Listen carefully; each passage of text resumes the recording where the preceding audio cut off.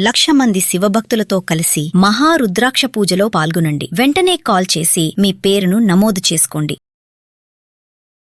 Hello everyone. Little louder. Hello.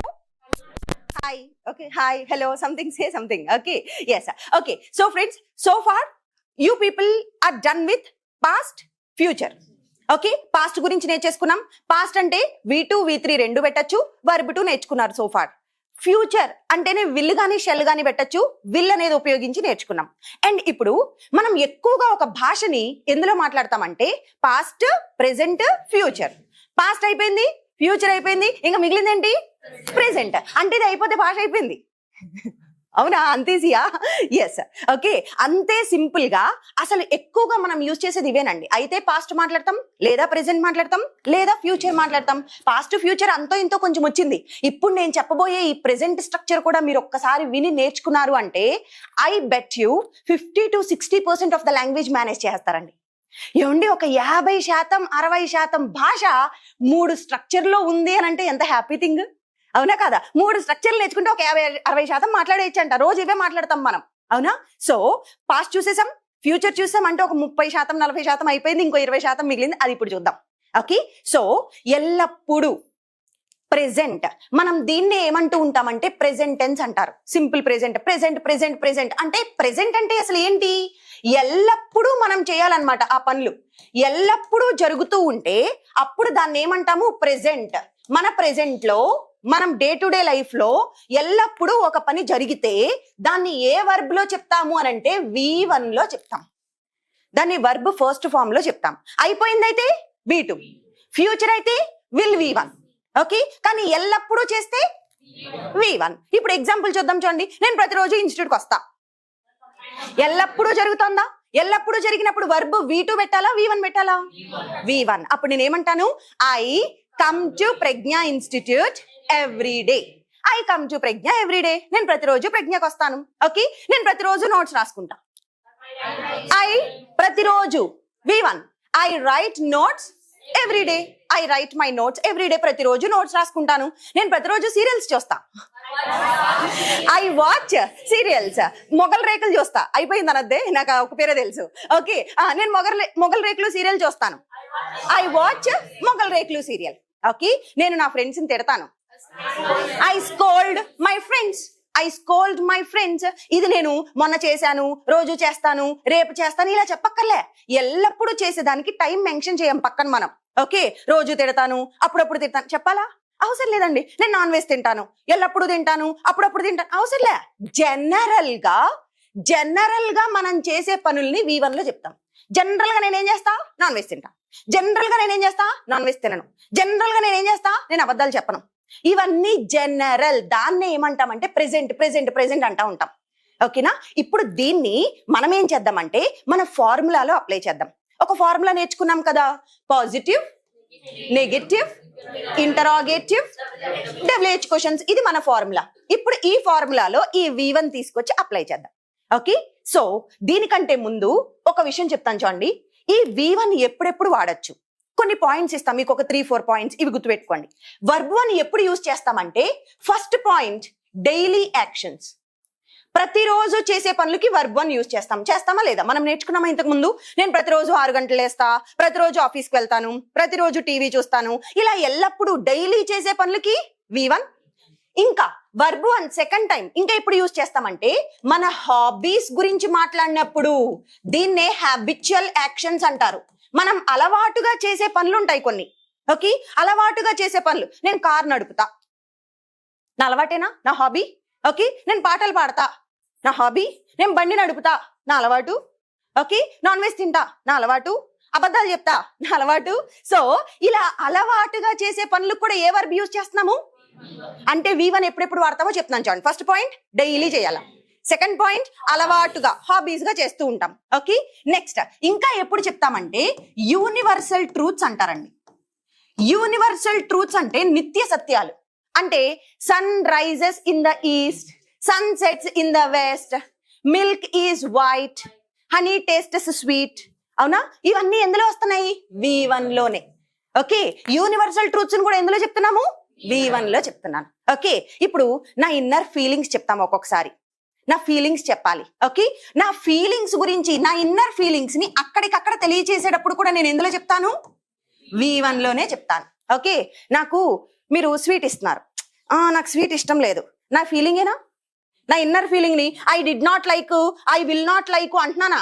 నేను ఏమంటాను అప్పుడు? I don't like sweets, please don't give me. నాకు ఇవ్వద్దు, నాకు అసలు స్వీట్స్ పడదు, I don't like. Okay, I don't like. మీరు టీ ఇస్తున్నారు, అప్పుడు నాకు వద్దు, నేను టీ తాగను అంటే నా ఫీలింగ్, నాకు ఇష్టం లేదు, నా అలవాటు కాదు అది. I don't take coffee, I don't take tea. అర్థమవుతుందా? అంటే నా ఫీలింగ్స్ ని అప్పటికప్పుడు చెప్పేటప్పుడు కూడా నేను ఎందులో చెప్తున్నాను? V1. సో V1 ఏ సందర్భాల్లో యూజ్ చేస్తామో అర్థమైందా? ఓకే, ఇంకా ఎప్పుడు యూజ్ చేస్తామంటే స్పాంటేనియస్ యాక్షన్స్. స్పాంటేనియస్ యాక్షన్స్, దీన్నే గ్రామర్ లో చెప్పాలంటే ఇంపరేటివ్స్ అంటారు. ఇంపరేటివ్స్ అంటే ఏంటి? ఇప్పుడు చూడండి, దీనికి సబ్జెక్ట్ తో పని లేదు. ఇక్కడికి రా, కమ్ హియర్, కూర్చో, సిట్ డౌన్, నిలబడు, స్టాండ్ అప్, మాట్లాడండి, స్పీక్ అవుట్, మాట్లాడండి, నోరు తెరిచి మాట్లాడండి, స్పీక్ అవుట్. కళ్ళు మూసుకోండి, క్లోజ్ యువర్ ఐస్. ఇవన్నీ ఎందులో చెప్పాను? తక్కువని అక్కడికక్కడ స్పాంటేనియస్ గా మాట్లాడినప్పుడు దాన్నే ఇంపరేటివ్స్ అంటారు. ఓకే, ఇంపరేటివ్ సెంటెన్సెస్ కూడా దేంతో వాడుతున్నాను? V1 లోనే. రండి లోపలికి, ఎవరన్నా డోర్ బయట వెయిట్ చేస్తా, రండి లోపలికి రండి. Come in, come inside, come in, come here, ఇవన్నీ V1 లే వాడుతున్నామా? అంటే గమనించుకోండి, V1 ఏ సందర్భాల్లో అప్లై చేస్తాం ఇంపార్టెంట్. సో ఇన్ని సందర్భాల్లో V1 వస్తాయి. ఇప్పుడు ఈ పాయింట్లు తీసుకెళ్లి మనం ఎందులో అప్లై చేయాలి? మన ఫార్ములా ఏంటి? Positive, negative, interrogative, WH questions. ఇప్పుడు దీన్ని ఒక్కసారి మనం చూద్దాము. ఓకే, సో ఇప్పుడు మన ఫార్ములాలో అప్లై చేసుకుంటూ ఈచ్ వన్ నేర్చుకుంటూ వెళ్దాం. Okay, will go little faster. See, మన first positive, negative, interrogative, WH questions కదా. ఇప్పుడు నేను అంటే I, you know it very well. మీరు, వాళ్ళు, మనము లేక మేము, అతను, ఆమె, అది లేక ఇది. ఓకేనా? సో ఇవి. ఇప్పుడు మనం ఏం చేద్దాము అనంటే ఫస్ట్ ఫార్ములాలో ఫస్ట్ వన్ పాజిటివ్ చూద్దాం. నేను ఇంగ్లీష్ మాట్లాడతా. నేను ఎల్లప్పుడూ మాట్లాడతా కదా. నేను నిన్న మాట్లాడా, రేపు మాట్లాడతా అనట్లే. గమనించండి, తెలుగు గమనించండి. నేను మాట్లాడతా, ఐ స్పీక్ ఇంగ్లీష్. ఓకే, నేను ఇంగ్లీష్ రాస్తా, ఐ రైట్ ఇంగ్లీష్. నేను బైక్ నడుపుతా, I ride a bike. Okay, నేను కార్ నడుపుతాను, I drive a car. Okay, I drive a car. Okay, నేను టీవీ చూస్తాను, ఐ వాచ్ టీవీ. మీరు చూస్తారు, యు వాచ్ టీవీ. ఓకే, వాళ్ళు క్రికెట్ ఆడతారు, దే ప్లే క్రికెట్. వాళ్ళు సతాయిస్తారు అంటే విసిగిస్తారు. ఇప్పుడు దే ఎన్నాయ్ అంటే విసిగించడం. ఓకే, వాళ్ళు నన్ను విసిగిస్తా ఉంటారు ఎప్పుడు చూసినా. They annoy me always. Okay, they annoy. Okay, yes, మనం ప్రాక్టీస్ చేస్తాం ప్రతిరోజు. we practice English. మనం ప్రతిరోజు ఇంగ్లీష్ ప్రాక్టీస్ చేస్తాం. we practice. ఓకే, ప్రతిరోజు మనం నోట్స్ తీసుకుంటాం. we take notes every day. మనం ప్రతిరోజు న్యూస్ పేపర్ చదువుతాం. we read the newspaper every day. అర్థమవుతుందా? ఇక్కడ వరకు వచ్చినప్పుడు ఫైన్, ఇక్కడ వరకు V1 యూజ్ చేస్తాం. కానీ ఇప్పటి వరకు V2 విల్ V1 నేర్చుకున్నట్లుగా కాదు. ఇది కొంచెం డిఫరెంట్ గా ఉంటది అనమాట. హీ, షీ, ఇట్ వచ్చినప్పుడు వీటికి వర్బ్ 1 కి ఎస్ గాని ఈఎస్ కానీ అప్లై చేయాలి. ఎస్ గాని ఈఎస్ గాని యాడ్ చేయాలి. అంటే చూడండి, నేను ఆడతానంటే ఐ ప్లే, మీరు ఆడతారంటే. కానీ హీ, షీ వచ్చినప్పుడు ప్లేకి ఎస్ పెట్టండి, హీ ప్లేస్. ఓకే, నేను బైక్ నడుపుతానంటే ఐ రైడ్ ఏ బైక్, మీరు నడుపుతారంటే యు రైడ్ ఏ బైక్. కానీ అతను నడుపుతాడు, ఎస్ గాని ఎస్ గాని పెట్టాలి కదా, హీ రైడ్స్. ఓకే, నేను టీవీ చూస్తా అంటే ఐ వాచ్, మీరు చూస్తారంటే యు వాచ్. అతను చూస్తాడు, ఎస్ కానీ ఎస్ కానీ పెట్టాలి, హీ వాచెస్. ఓకే, నేను టెంపుల్ కి వెళ్తాను, ఐ గో టు టెంపుల్. మీరు వెళ్తారు, యు గో టు టెంపుల్. వాళ్ళు వెళ్తారు, దే గో టు టెంపుల్. అతను వెళ్తాడు టెంపుల్ కి, హీ గోస్ టు టెంపుల్. ఆమె వెళ్తుంది టెంపుల్ కి, షీ గోస్ టు టెంపుల్. అర్థమవుతుందా? అంటే హీ, షీ, ఇట్ వచ్చినప్పుడు మాత్రం ఎస్ గాని ఈఎస్ కానీ అప్లై చేస్తాం, యాడ్ చేస్తాం. ఓకే, చూడండి, ఇప్పుడు నేను మాట్లాడతా, ఐ స్పీక్ ఇంగ్లీష్. మీరు మాట్లాడతారు యూ స్పీక్ ఇంగ్లీష్. వాళ్ళు మాట్లాడతారు అతను మాట్లాడతాడు he speaks ఇంగ్లీష్. ఓకే, ఆమె మాట్లాడుతుంది ఇంగ్లీష్, she speaks ఇంగ్లీష్. ఆమె టీచ్ చేస్తుంది, she టీచర్సా she teaches. Okay, she teaches. అతను టీచ్ చేస్తాడు, he teaches. ఓకే, నేను అబద్ధాలు ఆడతానంటే ఐ టెల్ లైస్ లేదా ఐ లై అని కూడా అంటాం. Okay, I lie a lot. Okay, నేను అబద్ధాలు ఆడతాను ఐ లై ఆర్ ఐ టెల్ లైస్. మరి అతను అబద్ధాలు ఆడతాడు he tells lies. he tells lies. అర్థమైందా? అంటే ఇప్పటి వరకు మనం చూసినవేంటి? Positive sentences. పాజిటివ్ అయిపోయింది కదా. ఇప్పుడు మనం ఏం చేద్దామంటే లెట్స్ సీ నెగటివ్ సెంటెన్సెస్. ఫార్ములాలో నుంచి సెకండ్ వన్ ఏంటి అని అంటే నెగటివ్. ఇప్పుడు ఆ నెగటివ్ ని ఒకసారి చూద్దాం. నేను ఇంగ్లీష్ మాట్లాడతానంటే ఐ స్పీక్. నేను మాట్లాడను I don't speak. I don't speak English. Okay, నేను ప్రతిరోజు నోట్స్ రాయను I don't write notes or I don't take notes. Okay, నేను ఎవరికి హెల్ప్ చేయను అసలు. I don't help anyone. I don't help anyone. నేను ఎవరిని క్రిటిసైజ్ చెయ్యను. I don't criticise anyone. నేను ఎవరిని కూడా క్రిటిసైజ్ చేయను. I don't criticise anyone. Okay, నేను అసలు టీవీయే చూడను. I don't watch TV. I don't watch TV. నేను స్వీట్స్ తినను. I don't eat sweets. అర్థమైందా? నేను తిననంటే ఐ డోంట్, మీరు తినరంటే యూ డోంట్, వాళ్ళు తినరు మనం తినము. కానీ హీ షీ ఇట్ వచ్చినప్పుడు మాత్రం అతను తినడు అంటే డూకి ఎస్ గాని యాడ్ చేయాలి కదా. ఈ ఎస్ పెట్టేశాను. డస్ నెగిటివ్ కాబట్టి నాట్ ని ఇంట్ అంటాను షార్ట్ కట్ లో. డజంట్ మళ్ళీ ఇంకోసారి V1 కి ఎస్ గాని అవసరం లేదు, ఆల్రెడీ ఇక్కడ యాడ్ చేసేసాను. డూకి ఈఎస్ యాడ్ చేసేసాను కాబట్టి సెకండ్ టైం V1 కి ఎస్ గాని పెట్టకూడదు. ఇప్పుడు నేనేం చెప్పాలి అని అంటే చూడండి, నేను ఇంగ్లీష్ మాట్లాడనంటే ఐ డోంట్ స్పీక్. అతను మాట్లాడంటే హీ డజంట్ స్పీక్. ఆమె మాట్లాడదు, షీ డజంట్ స్పీక్. వాళ్ళు మాట్లాడరు, దే డోంట్ స్పీక్. మనం మాట్లాడము, వి డోంట్ స్పీక్. అర్థమైందా? ఇది నెగటివ్. ఇప్పుడు మనం ఏం చేద్దామంటే ప్రాక్టీస్. మీరు కూడా ఇలా చేయాలి, ఒక్కసారి ఇలా ట్రై చేయండి. ఎలా ప్రాక్టీస్ చేద్దామంటే ఒక వర్బ్ తీసుకొని ఇవన్నీ టక చెప్పేసేయాలి. అప్పుడు నోటికి అలవాటు అవుతుందండి. ఈ ఒక్క ప్రయత్నం ఏంటి అని అంటే నోటికి అలవాటు చేసే ప్రయత్నం. భాష మనకి ఇప్పటిదాకా అలవాటు లేదు, ఇప్పుడు ఈ భాషని నోటికి అలవాటు చేద్దాం. ఎలా అంటే I speak, I don't speak, you speak, you don't speak, they speak, they don't speak, we speak, we don't speak, he speaks, he doesn't speak, she speaks, she doesn't speak, it speaks, it doesn't speak. Okay, so ఇవి positive negative. ఇప్పుడు next ఫార్ములాలో next ఏంటి అని అంటే questions అడగడం. Okay, ఫార్ములాలో next one questions అడగడం. ఇప్పుడు ఆ questions ఎలా అడుగుతామో చూద్దాం ఒకసారి. చూడండి, మీరు ఇంగ్లీష్ మాట్లాడతారా? Do you speak English? మీరు ఇంగ్లీష్ మాట్లాడతారా? Do you speak English? మీరు ప్రతిరోజు ఎర్లీగా నిద్ర లేస్తారా? Do you wake up early? Interrogative వచ్చేటప్పటికి క్వశ్చన్స్ ఎలా ఉంటాయంటే డూ తో స్టార్ట్ అవుతుంది. పాస్ట్ అయితే డిడ్ తో స్టార్ట్ అయింది, ఫ్యూచర్ అయితే విల్ తో స్టార్ట్ అయింది. మరి ఎల్లప్పుడు ప్రెసెంట్ అంటే డూ తో స్టార్ట్ అవ్వాలి. డూ, ఇది గుర్తుపెట్టుకోండి, ఇవి కీవర్డ్స్. పాస్ట్ కేమో డిడ్ తో స్టార్ట్ చేసాం, ఫ్యూచర్ కేమో విల్ తో స్టార్ట్ చేసాం, ఎల్లప్పుడు అంటే డూ తో స్టార్ట్ చేయాలి. ఓకే, మీరు ప్రతిరోజు ఎర్లీగా లేస్తారా? ఇది ఎల్లప్పుడు ప్రెసెంట్, అప్పుడు డూ తో అడుగుతాం. Do you wake up early in the morning? Do you wake up early? మీరు అబద్ధాలు చెప్తారా? Do you tell lies? మీరు చాక్లెట్స్ తింటారా? Do you eat chocolate? మీరు కాఫీ తాగుతారా? Do you take coffee? మీరు కార్ నడుపుతారా? Do you drive a car? మీరు ఇంగ్లీష్ మాట్లాడతారా? Do you speak English? Okay, so ఇవన్నీ యూకైతే ఇలా అడిగాం. మరి వాళ్ళ గురించి అడగాలి. వాళ్ళు ప్రతిరోజు క్రికెట్ ఆడతారా అంటే do they play cricket? Okay, వాళ్ళు ప్రతిరోజు క్లాస్కి వస్తారా? Do they come to class? మరి హీకి షీకి వచ్చినప్పుడు ఏం రావాలి? డస్ రావాలి, డూ కాదు. ఇప్పుడు ఏం చెప్తాము? డస్ చెప్తాం. అతను ఇంగ్లీష్ మాట్లాడతాడా? Does he speak? అప్పుడు షీకి కూడా సేమ్, డస్ షీ.